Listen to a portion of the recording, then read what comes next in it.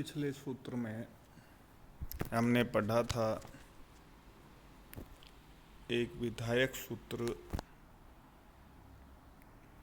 जो था युष्मद अस्मदोर अन्यतरश्याम खैंच। यह सूत्र युष्मद और अस्मद सुबंत को खैं छ और अण प्रत्यय का विधान बताता है।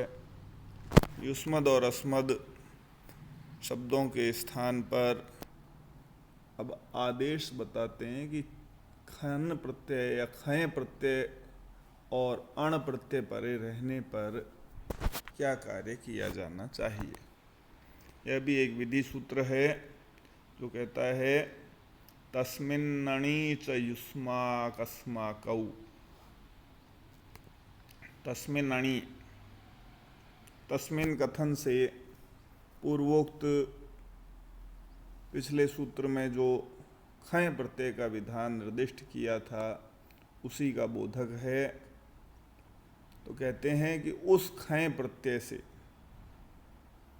और अणि यानी अण प्रत्यय के परे रहते युष्मद और अस्मद शब्दों के स्थान पर क्रमशः युष्माक और अस्माक आदेश हों। तो दो स्थितियों में खय प्रत्यय के परे होने पर अथवा अण प्रत्यय के परे होने पर युष्मद और अस्मद शब्दों के स्थान पर क्रमशः युष्माक और अस्माक आदेश हो जाते हैं। अब इसके बाद यौष्माकीणः खन प्रत्यय यदि हम लगाएंगे तो खय प्रत्यय लगाने से यौष्माकीणः शब्द बनता है। यौष्माकीणः का यदि हम लौकिक विग्रह करें तो लौकिक विग्रह वही रहेगा युवयोर युष्माकम वा अयम। इस प्रकार से यहाँ तस्य अयम या तस्य इदम इस शैषिक अर्थ में अलौकिक विग्रह यदि हम करेंगे युष्मद प्लस ओस अथवा आम, युष्माकम में यदि हम करेंगे तो आम विभक्ति प्राप्त होती है। तो तस्येदम इस शैषिक अर्थ में युष्मद अस्मदोर अन्यतरश्याम खय च सूत्र से युष्मद प्लस ओस अथवा आम इस सुबंत प्रातिपदिक से शैषिक अर्थ में तद्धित संज्ञक खय प्रत्यय होता है। तब हमारी स्थिति युष्मद प्लस ओस अथवा आम प्लस खय प्रत्यय लगने से खय हुई। अब जैसे कि पूर्व में प्रक्रिया चलती आई है, पूरे पद की कृतद्धित समासाश्च से प्रातिपदिक संज्ञा होती है। प्रातिपदिक संज्ञा होने के बाद सुपो धातु प्रातिपदिकयोः से प्रातिपदिक के सुप अर्थात युष्मद प्लस ओस अथवा आम प्लस खय में सुप विभक्ति है, ओस और आम उसका लुक होता है, तब युष्मद प्लस खय यह स्थिति बनती है। अब खय प्रत्यय में यदि हम देखें कि अंत में ञकार है, हल ञकार है, तो हलंत्यम सूत्र से खय के प्रत्यय के अंत में स्थित अंतिम ञकार की इत संज्ञा होती है। और जिसकी भी इत संज्ञा होती है जैसा हमें ज्ञात है तस्य लोपः सूत्र से उस इत संज्ञक यकार का लोप होता है। तब हमारी स्थिति बनती है युष्मद प्लस ख। अब यहाँ विधि सूत्र हमारा कहता है तस्मिन्नणि च युष्माकस्माकौ। इस सूत्र से खय प्रत्यय के परे रहने पर युष्मद को युष्माक आदेश होता है, तब हमारा रूप युष्माक प्लस ख बनता है। तदुपरांत आय नेई नी यह फ ढ ख छ घाम प्रत्ययादि नाम, इस सूत्र से प्रत्यय के आदि में स्थित अर्थात खय के ख में स्थित ख को ईन आदेश होता है, तब हमारा रूप युष्माक प्लस ईन बनता है।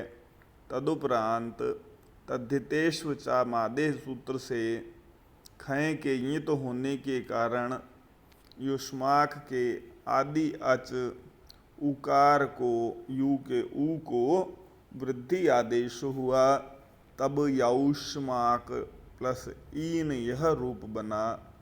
अब इस अवस्था में यस्येति च सूत्र से युष्माक में स्थित भ संज्ञक टी अंतिम आकार है, अतः तद्धित का ईकार परे होने के कारण से ईकार का लोप होता है। तब यौष्माक हल हो जाएगा प्लस ईन अर्थात मिलाने पर संयोग करने पर यौष्माकीन यह रूप बनता है। तदुपरांत अटकुपवांग नुम व्यवायेपि, यह सूत्र कहता है कि अट प्रत्याहार का कोई वर्ण हो या कु यानी क वर्ग का कोई वर्ण हो, पू यानी प वर्ग का कोई वर्ण हो, अथवा आंग हो या नुम हो, तो इनका व्यवधान होने पर नकार को अणकार आदेश होता है। अब दो कंडीशन में होता है नकार गुणकार, सामान्य रूप में इनका व्यवधान होने पर नहीं होता।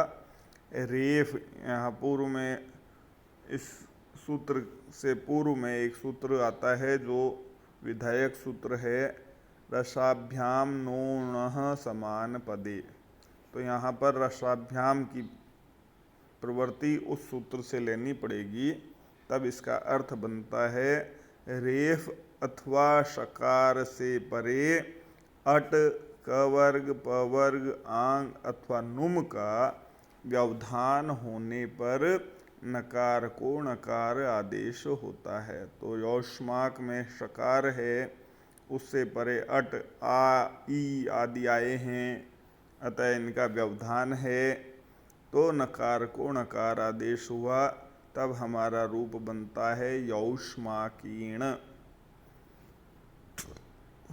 तदुपरांत यौष्माकीण एक तद्धितांत शब्द बन जाता है। तद्धितांत शब्द बनने के बाद पद बनाने की प्रक्रिया जैसा कि हमें ज्ञात है, सुप विभक्तियों की प्राप्ति करनी होती है। तो सर्वप्रथम सु औजस इस सूत्र के साथ में सुपह प्रत्ययः परश्च ज्ञाप प्रातिपदिकात, इन सारे सूत्रों की सहायता से प्रातिपदिक यौष्माकीण से परे सुप विभक्तियों में प्रथमा विभक्ति में सु औ और जस विभक्ति प्राप्त होती है। तदुपरांत द्वयेकयोर द्विवचनेक वचने, इस सूत्र की सहायता से प्रथमा विभक्ति एक वचन की विवक्षा में सु प्रत्यय प्राप्त होता है, तब यौष्माकीण प्लस सु बनता है। तदुपरांत उपदेशेजनुनासिक इत, जो सु विभक्ति प्राप्त हुई है, उस सु विभक्ति को हम क्या कहेंगे, उपदेश कहते हैं। तो उपदेश में स्थित अनुनासिक अच की इत संज्ञा होती है। तो सु में स्थित अनुनासिक अच ऊकार है, अतः सु के ऊ की इत संज्ञा हो जाती है। तस्य लोपः सूत्र से इत संज्ञक अनुनासिक अच ऊकार का लोप होता है। तो हम जब भी इत संज्ञा करते हैं किसी भी वर्ण की, तो उसका तस्य लोपः सूत्र से लोप अवश्य होता है और नित्य होता है। तब हमारी स्थिति बनती है यौष्मा कीर्ण प्लस स।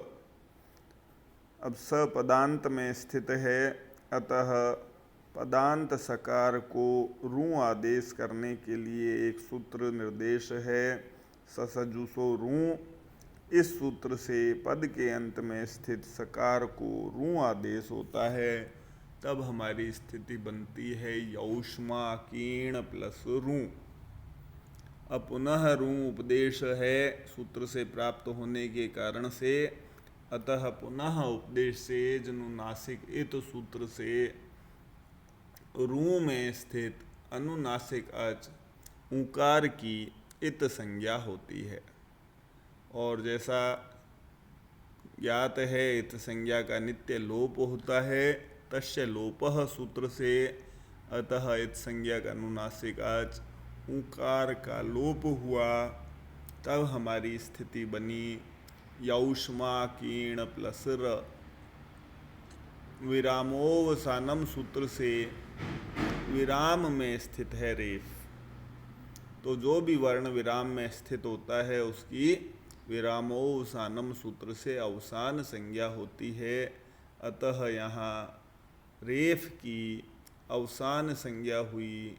तदुपरांत खरवसानयोर विसर्जनीय सूत्र से खर प्रत्याहार का वर्ण परे होने पर या अवसान में स्थित रेफ होने पर उस रेफ को विसर्ग आदेश होता है, अतः यहाँ अवसान संज्ञक रेफ है तो उस रेफ को विसर्ग आदेश हुआ, तब हमारा रूप सिद्ध हुआ यौष्मा कीणः।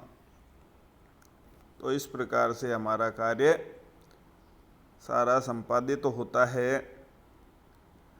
जैसा कि मैं बार बार कहता हूँ कि हमें यदि प्रक्रियागत चरणों का ज्ञान हो जाता है तो हमें किसी भी रूप की सिद्धि करने में कहीं कोई दिक्कत नहीं होती है।